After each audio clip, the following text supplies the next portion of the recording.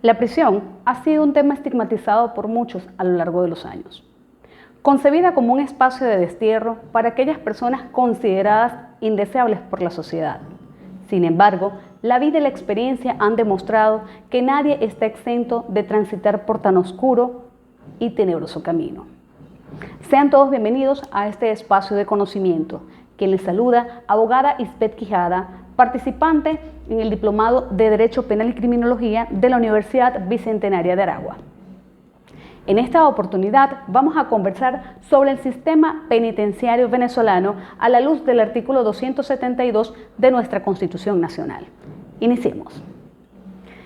El sistema penitenciario se encuentra constituido por un conjunto de elementos que de manera conjunta se encargan del diseño y aplicación de políticas públicas destinadas a la administración y el funcionamiento de los sitios de reclusión en el país.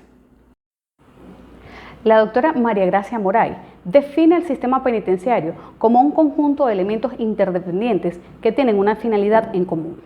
Estos elementos son las edificaciones, el personal penitenciario y la población reclusa. La interdependencia de estos elementos se constituye como un factor fundamental para la buena marcha de dicho sistema, siendo que el mal funcionamiento de tan solo uno de ellos generará, cual efecto dominó, la ineficacia del todo. El sistema penitenciario venezolano forma parte del sistema de justicia, tal y como lo señala el artículo 253 de nuestro texto fundamental. De allí la importancia que tiene este sistema para la buena marcha de la justicia en nuestro país y, consecuentemente, la paz y la tranquilidad de nuestra sociedad. De los antecedentes legislativos. Durante la historia legislativa de nuestro país, se ha dejado de evidencia un número significativo de leyes y normas que han regulado el funcionamiento del sistema penitenciario. Data desde el año 1961, específicamente del 21 de julio, cuando fue promulgada la Ley del Régimen Penitenciario.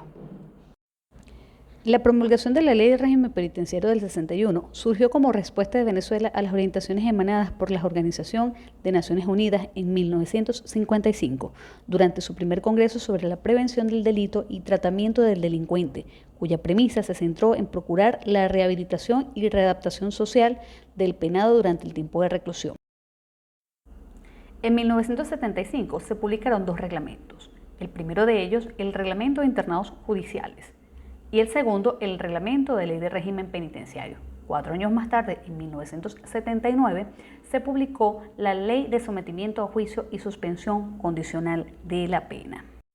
Con este instrumento normativo se aplica una novedosa figura en Venezuela, a saber, el tratamiento no institucional del delincuente, incorporando al sistema una medida alternativa a la privación de libertad, procurando de esta forma disminuir el número de ingresos a los centros y recintos penitenciarios, evitando de este modo el hacinamiento. En 1980 entra en vigencia el reglamento de la Ley de Sometimiento a Juicio y Suspensión Condicional de la Pena. Un año más tarde, en agosto del 81, se reforma la Ley de Régimen Penitenciario. En el año 93 entra en vigencia la Ley de Beneficios del Proceso Penal. En ese mismo año también se promulgó la Ley de Redención Judicial de la Pena por Trabajo y Estudio. En 1998 ocurrió un evento de trascendencia para el sistema de justicia venezolano y fue el cambio de paradigma que dejó atrás el sistema inquisitivo que regía hasta ese entonces, siendo sustituido por el nuevo sistema acusatorio adversarial de corte garantista que conocemos hoy en día.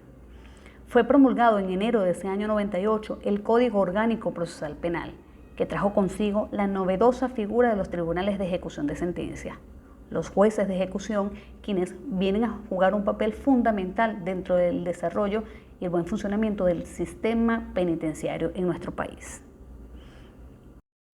Un año más tarde, específicamente en diciembre de 1999, entra en vigencia la nueva Constitución de la República Bolivariana de Venezuela, la cual refunda la República, pero además de ello, constitucionaliza por primera vez el sistema penitenciario de nuestro país, específicamente sentando sus bases constitucionales en el artículo 272 del nuevo texto fundamental.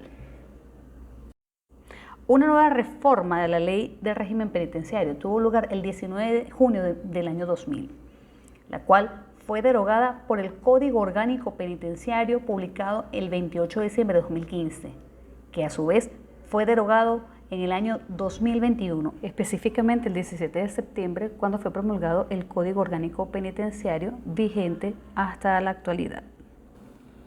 Constitucionalizado nuestro sistema penitenciario, podemos leer en el artículo 272 de nuestro texto fundamental lo siguiente. El Estado garantizará un sistema penitenciario que asegure la rehabilitación del interno o interna y el respeto a sus derechos humanos. Para ello, los establecimientos penitenciarios contarán con espacios para el trabajo, el estudio, el deporte y la recreación. Funcionarán bajo la dirección de penitenciaristas profesionales con credenciales académicas universitarias y se regirán por una administración descentralizada a cargo de los gobiernos estadales o municipales, pudiendo ser sometidos a modalidades de privatización. En general, se preferirán en ellos el régimen abierto y el carácter de colonias agrícolas penitenciarias.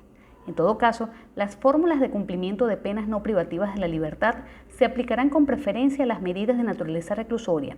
El Estado creará las instituciones indispensables para la asistencia postpenitenciaria, que posibilite la reinserción social del exinterno o exinterna, y propiciará la creación de un ente penitenciario con carácter autónomo y con personal exclusivamente técnico. De los postulados del artículo 272.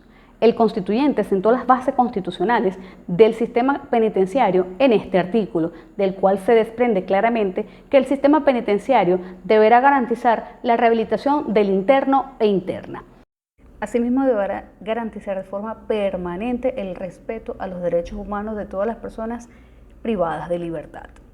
De igual forma, postula este artículo que los establecimientos penitenciarios contarán con espacios para el trabajo, el estudio, el deporte y la recreación. Serán dirigidos por penitenciaristas profesionales con credenciales académicas universitarias. Además, su administración deberá ser descentralizada, a cargo de gobiernos estadales o municipales, pudiendo ser sometidos a modalidades de privatización. Se preferirá el régimen abierto y el carácter de colonias agrícolas penitenciarias. Las fórmulas de cumplimiento de penas no privativas de la libertad se aplicarán con preferencia a las medidas de naturaleza reclusoria. Asimismo, el Estado deberá crear instituciones para la asistencia postpenitenciaria y un ente penitenciario autónomo y personal exclusivamente técnico.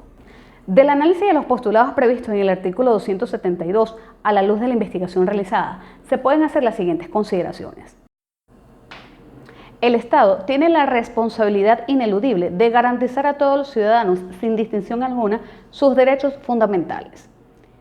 Las personas que se encuentran privadas judicialmente de libertad son responsabilidad exclusiva de las autoridades estatales.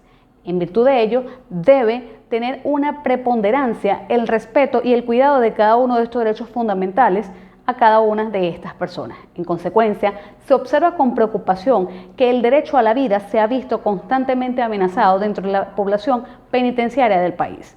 Asimismo, el derecho a la salud, el derecho a la alimentación y el derecho a gozar de espacios dignos que permitan la rehabilitación de las personas que son sometidas a prisión. Del informe publicado en el año 2023 por el Observatorio Venezolano de Prisiones, se deja en evidencia lo siguiente. A las personas privadas de libertad en Venezuela no se les proporcionan las 3 comidas diarias, es decir, desayuno, almuerzo y cena. Mayormente se cuenta con un solo plato de comida diario, cuya cantidad se aleja por mucho de la ingesta calórica establecida por la Organización Mundial de la Salud, que es el equivalente de 2.000 a 2.500 kilocalorías día para un varón adulto y de 1.500 a 2.000 kilocalorías día para las mujeres. Reclusos del Centro Penitenciario de Oriente, mejor conocido como El Dorado, cárcel ubicada en el estado Bolívar, relataron al Observatorio Venezolano de Prisiones que se les proporciona diariamente a cada interno el equivalente a 150 gramos de alimento, caraotas negras, frijoles y arroz blanco, intercalados con bollos de harina de maíz. Lo entregan en latas de sardina o en base de mantequilla de 250 gramos.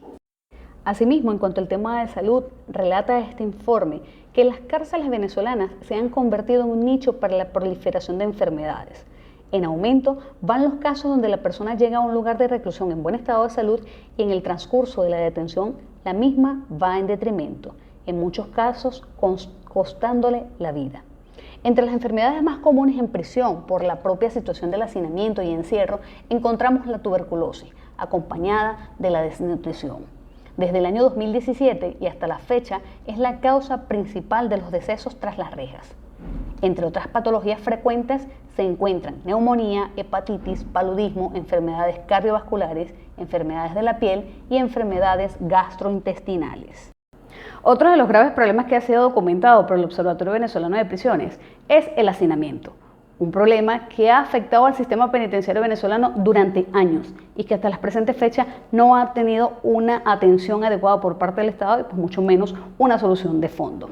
En tal sentido, en el informe publicado en el año 2022 se constató que existe un hacinamiento del 159% de la población reclusa en Venezuela. Asimismo, se verificó, según este informe, que existen celdas de 10 por 10 metros cuadrados que albergan desde 90 a 100 privados de libertad. Evidentemente, esta situación es una afectación directa al tratamiento digno que deben recibir las personas que se encuentran privadas de libertad. Algo que deja en evidencia nuevamente las fallas y las deudas que ha tenido y tiene el Estado venezolano para con la población privada de libertad. Otro de los postulados del artículo 272 bajo análisis es el relacionado al personal técnico y personal con credenciales académicas universitarias. En tal sentido, la estudiosa del penitenciarismo, la doctora María Gracia Morais, ha establecido que otro de los factores que han conspirado contra la sostenibilidad de las políticas y planes para el correcto funcionamiento del sistema penitenciario fueron los errores en el propio diseño, debido a la falta de especialización de los altos funcionarios del Ministerio en materia penitenciaria. Además de ello, es posible afirmar que la carencia de preparación se hace evidente en todos sus niveles, algo que deja en evidencia la improvisación. Este señalamiento lo hace la doctora Morais en el año 2011. Hasta la presente fecha, en el año 2023, no ha mejorado esta situación en cuanto al personal que atiende a la población reclusa en el país. Estas consideraciones realizadas por la doctora María Gracia Morais datan del año 2011 y hoy, 12 años más tarde, la situación no ha tenido mejoría alguna.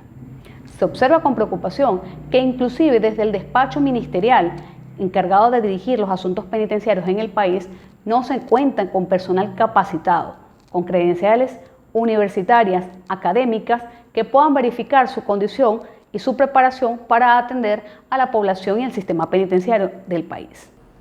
En este mismo orden de ideas, en un informe publicado en el año 2016 por el Observatorio Venezolano de Prisiones, se constató que el personal penitenciario que labora en las cárceles venezolanas se ha caracterizado por ser insuficiente en cantidad y por carecer de la debida preparación exigida por la norma interna, así como por los estándares internacionales en materia penitenciaria. Más alarmante aún es la situación que presentan las personas que están en sitios de reclusiones preventivas, como son los calabozos de los cuerpos especializados de seguridad, así como en las comisarías. En tal sentido, totalmente carente de personal que tenga conocimiento o capacitación para atender a los privados de libertad. El objetivo principal del sistema penitenciario es lograr la efectiva rehabilitación del interno y la interna, para lo cual se aplicarán una serie de políticas públicas tendentes a lograr la efectiva transformación de la persona que ha transgredido la norma y en consecuencia de ello que ha sido sancionada por el sistema penal. El Código Orgánico Penitenciario establece una serie de planes, proyectos y programas que deben ser aplicados a las personas privadas de libertad. Todo ello en aras de dar cumplimiento a lo previsto en el artículo 272 y lograr el fin último que persigue el sistema penitenciario, que no es otro más que la rehabilitación efectiva de los internos e internas. No obstante, estos planes, programas y proyectos no podrán ser llevados a cabo de manera efectiva hasta tanto no se cuente con la infraestructura adecuada dentro del sistema penitenciario, la misma infraestructura que ha sido diseñada y descrita por la norma. En tal sentido, se necesitan las edificaciones que permitan lograr una clasificación y una mejor atención para los privados. Una atención integral que aborde distintos aspectos necesarios e indispensables para lograr la transformación profunda de las personas que han sido sometidas a prisión. Lograr la tan anhelada reinserción social de las personas sometidas a prisión es posible, si y solo si el Estado atiende y cumple con las responsabilidades que le son propias como representación máxima de la sociedad. No es posible reeducar a alguien que jamás ha sido educado. No se puede exigir el cumplimiento de las normas sociales a quien ha vivido al margen de ellas. Penosamente, el sistema garantista que llenó de esperanza a la sociedad a finales de los 90 se ha convertido poco a poco en una nueva versión neoinquisitiva, pues tanto el expansionismo penal así como la falta de autonomía judicial, entre otros tantos vicios de los que padece el sistema de justicia actual, pone cuesta arriba la materialización de tan garantista artículo 272. No cabe duda que la mayor responsabilidad reposa en manos del Estado. No obstante, cada ciudadano es corresponsable de contribuir al mejor funcionamiento de nuestra sociedad. En tal sentido, desde cada uno de nuestros espacios podemos dar aportes significativos para que esto funcione cada vez mejor. Por nuestra generación y por las generaciones futuras, aún queda mucho trabajo por hacer. No es momento de rendirse. Gracias a todos por su atención y será hasta una próxima oportunidad.